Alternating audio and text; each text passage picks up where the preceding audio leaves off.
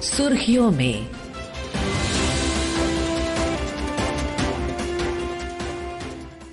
ये आकाशवाणी है। प्रस्तुत है कार्यक्रम सुर्खियों में। इसके अंतर्गत सुनिए भारत घाना के ऐतिहासिक संबंधों को प्रगाढ़ करती प्रधानमंत्री नरेंद्र मोदी की यात्रा पर चर्चा।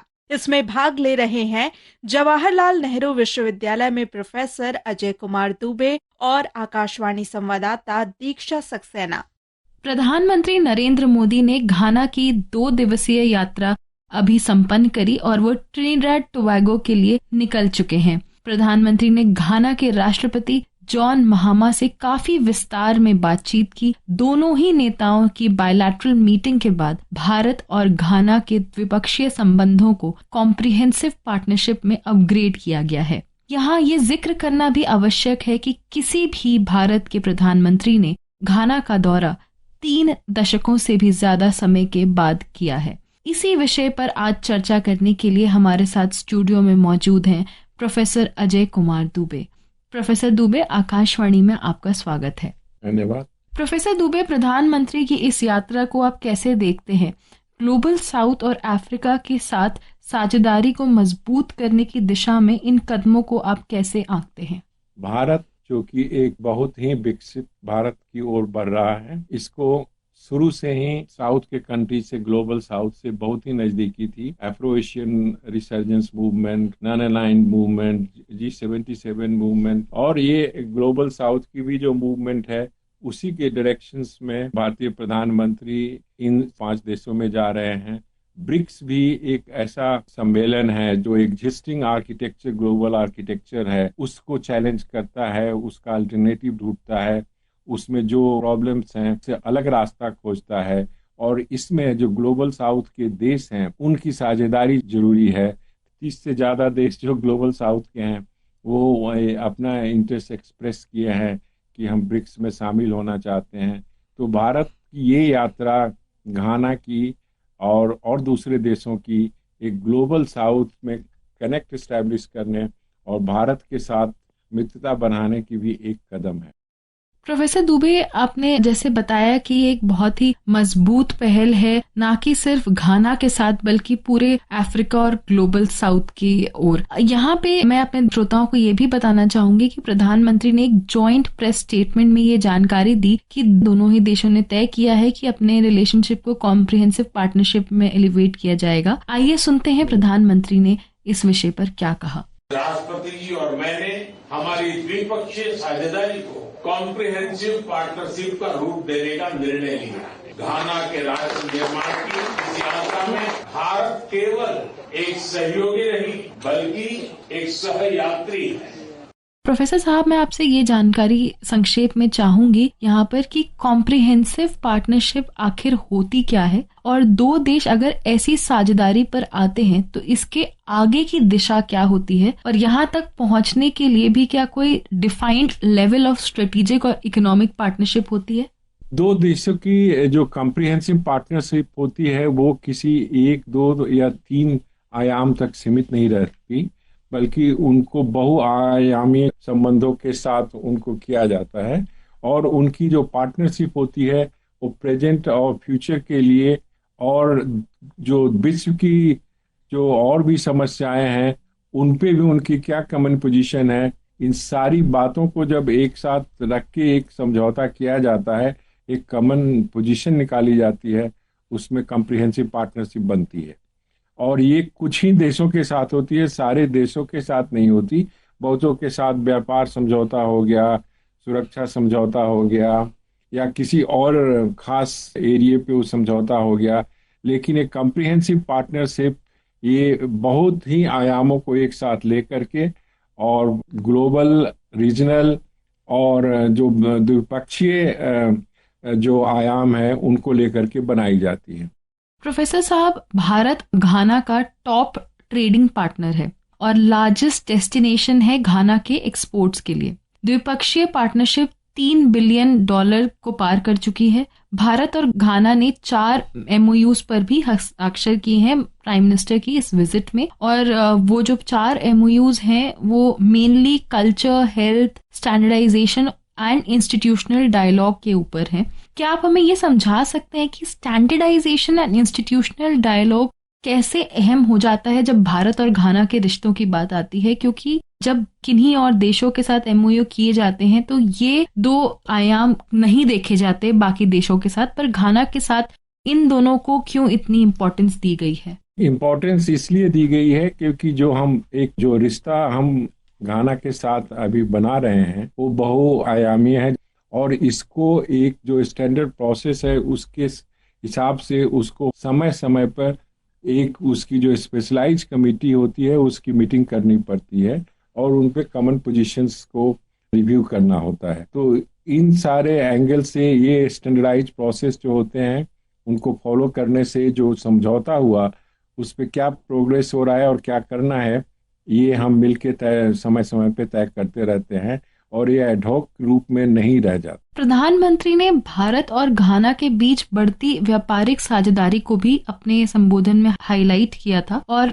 प्रधानमंत्री ने कहा था कि फिनटेक में भारत यूपीआई डिजिटल पेमेंट्स का एक्सपीरियंस घाना के साथ शेयर करने के लिए तैयार है। और प्राइम मिनिस्टर ने ये भी कहा था कि इंडियन कंपनीज कोऑपरेट करेंगी वहां पे exploration and mining of critical minerals के लिए। जब क्रिटिकल मिनरल्स की बात आती है तो पूरे विश्व में अभी एक ये अहम मुद्दा है जिस पर काफी देश आपस में समझौते कर रहे हैं। इसको आप भारत के लिए कितना महत्वपूर्ण मानते हैं? क्रिटिकल मिनरल्स आगे के लिए बहुत ही इम्पोर्टेंट सोर्स होने जा रहा है। ये बहुत ही शॉर्ट सप्लाई में बहुत कम कंट्रीज में पाया जाता है। बहुत सारे अफ्रीकन कंट्रीज में क्रिटिकल मिनरल्स पाए जाते हैं।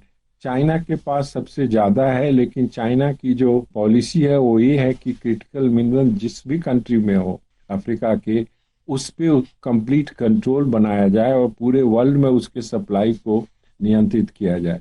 चिप्स बनाने हों, बैटरीज बनाने हों, ये सारे चीजों में इनकी बहुत ही अहमियत है और भारत चाह रहा है कि इसकी एक्सेस जो अफ्रीकन कंट्रीज के पास है भारत का बढ़े और उसमें घाना के पास भी कुछ क्रिटिकल मिनरल्स हैं क्योंकि हम ज्यादातर वहां से सोना ही निर्यात करते हैं जो हमारे निर्यात का सबसे बड़ा प्रोपोर्शन है। लेकिन क्रिटिकल मिनरल के हिसाब से अगर हम घाना को अभी देखते हैं तो वहाँ पे हमें उसके लिए निवेश करना होगा, कुछ प्रोसेसिंग करने का अरेंजमेंट करना होगा और तब हम इसमें कुछ अपने हितों को वहाँ पे बचा पाएंगे।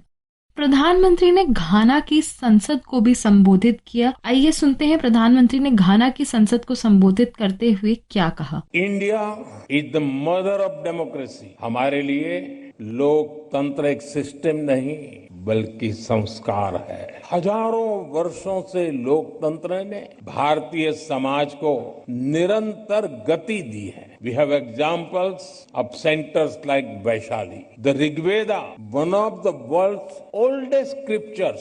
प्रोफेसर साहब, पीएम के संबोधन को आप कैसे देखते हैं? और साथ ही साथ मेरा दूसरा प्रश्न यहाँ पे ये भी है कि प्रधानमंत्री को national honour of Ghana, officer of the order of the star of Ghana से भी नवाजा गया। इस सम्मान के महत्व को आप हमारे श्रोताओं के लिए समझा पाएं। ये जो ऑनर है वो बहुत कम लोगों को दिया जाता है और जिस गर्मजोशी के साथ उनको भारत के प्रधानमंत्री को ये ऑनर एक्सटेंड किया गया उससे साफ झलक रहा था कि ये देते हुए वो भी बहुत गौरवान्वित महसूस कर रहे हैं। और एक जो बड़ी लैंग्वेज थी पूरे वहाँ के प्रेसिडेंट जोसेफ मनामा की। और दूसरी बात आपने कहा कि प्रधानमंत्री ने क्या कहा। प्रधानमंत्री ने अपने भाषण में कहा कि घाना और भारत दोनों डेमोक्रेटिक कंट्रीज हैं और दोनों कंट्रीज ऐसे हैं जो कि अपने अपने ड्रीम्स रखते हैं और उन सपनों में दोनों की साझेदारी है।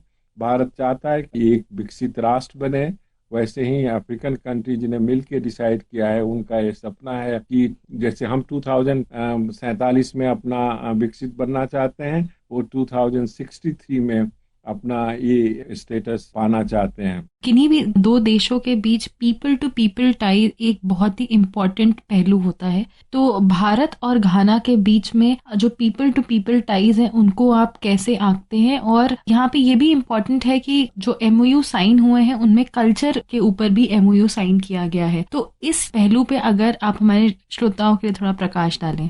पीपल टू पीपल टाई बहुत ही इम्पोर्टेंट होते हैं क्योंकि इससे एक जो संबंध होते हैं वो सिर्फ सरकार के ऊपर डिपेंडेंट नहीं होते। भारत ने शुरू से ICCR के थ्रू स्कॉलरशिप अफ्रीकन कंट्रीज को दिया। घाना उसके बेनिफिशियरी रहे हैं। 1964 से हमने आईटेक में वहाँ के बहुत सारे लोगों को ट्रेन किया। घाना उसका बेनिफिशियरी रहा है। प्राइम मिनिस्टर ने इस बार पीपुल टू पीपुल टाइज को बढ़ाने के लिए ये जोर दिया कि ये दोनों जो फेलोशिप्स हैं आईटेक के, और इसको वो भारत डबल कर रहा है नंबर में, उससे दुगने तादाद में लोग आएंगे। और ये भी कहा कि जो पार्लियामेंट के बीच जो हमारा कनेक्शन है, हम दोनों डेमोक्रेसी हैं, उसके संबंधों को भी हम आगे बढ़ाएंगे। तो डेलीगेशंस जो पार्लियामेंट के हैं वहां से उन्होंने इनवाइट किया, और जो भारतीय मूल के लोग वहां पे बिजनेस में बड़े रूप से 15,000 के लगभग वहां पे इकोनॉमिक डेवलपमेंट में अपना योगदान दे रहे हैं, उनसे भी मिले। उनसे उनकी काफी लंबी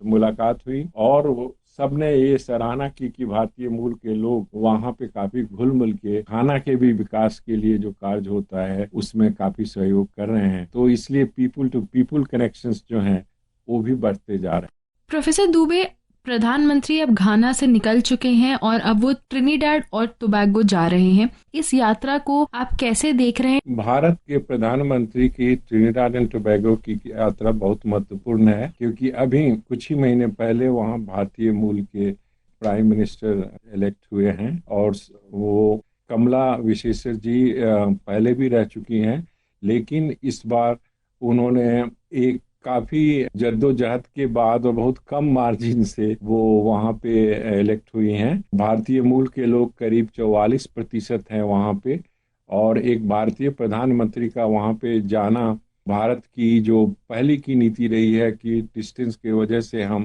कैरिबियन कंट्री से बहुत ज़्यादा कनेक्ट नहीं कर पाती हैं, उसको रिवर्स करेगी। कुछ ही महीनों पहले हमारे प्रधानमंत्री गयाना गए हुए थे, जो कि एक पड़ोसी देश है। वहाँ भी भारतीय मूल के लोग भी करीब 50% के लगभग हैं। तो वहाँ पे भी जो हमारे प्रधानमंत्री की विजिट के बाद जो एक डायस्पोरा से कल्चरल कनेक्ट हुआ, वो उस रीजन में भारत की जो पहचान है, जो पहुंच है, उसको बहुत ही मजबूत बनाती है।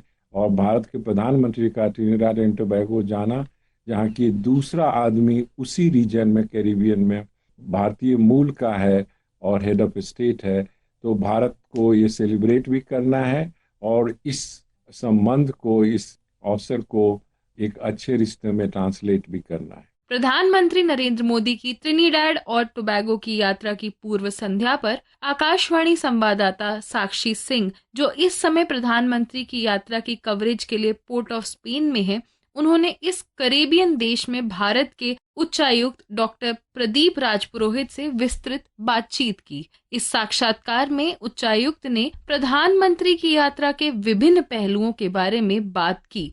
उन्होंने क्या कहा, आइए सुनते हैं। यह यात्रा बहुत समय से इसका इंतजार था, और ये ऐसे समय में हो रही है जब यहाँ के लोग, जब उनके पूर्वज 180 वर्ष पहले यहाँ आए थे, उस समय को, उस क्षण को मना रहे हैं। और उस संदर्भ में उनके लिए भारत के प्रधानमंत्री और सर्वोच्च स्तर पे यहाँ पे आना और इतना समय देना, इनके लिए एक बहुत ही महत्वपूर्ण पल है। ये न केवल सरकार अपितु सारे लोग, सभी यहाँ पे अपने आप को गौरवान्वित महसूस कर रहे हैं, और यहाँ बहुत सारी अपेक्षाएं हैं, बहुत यहाँ पे एक्साइटमेंट है, बहुत ही जिज्ञासा है, बहुत उत्साह है चारों ओर माहौल में यहाँ पे, और इसी वजह से यहाँ पे छुट्टी का भी ऐलान किया गया है उस दिन के लिए। तो बहुत महत्वपूर्ण पल है इन सभी के लिए। उच्चायुक्त ने दोनों देशों के बीच व्यापार और आर्थिक दृष्टिकोण से इस यात्रा को काफी महत्वपूर्ण बताया। ये देश, जैसा मैंने कहा कि आर्थिक रूप से, अर्थव्यवस्था के तौर पर और जनसंख्या के तौर पे कैरेबियाई क्षेत्र का सबसे बड़ा देश है, और कई जो दूसरे जो छोटे देश है इनकी नीतियों का, इनके व्यापार का, उसका अनुसरण करते हैं। तो उस संदर्भ में देखा जाए तो ये एक रीजनल हब है, एक तरह से आप मानिए।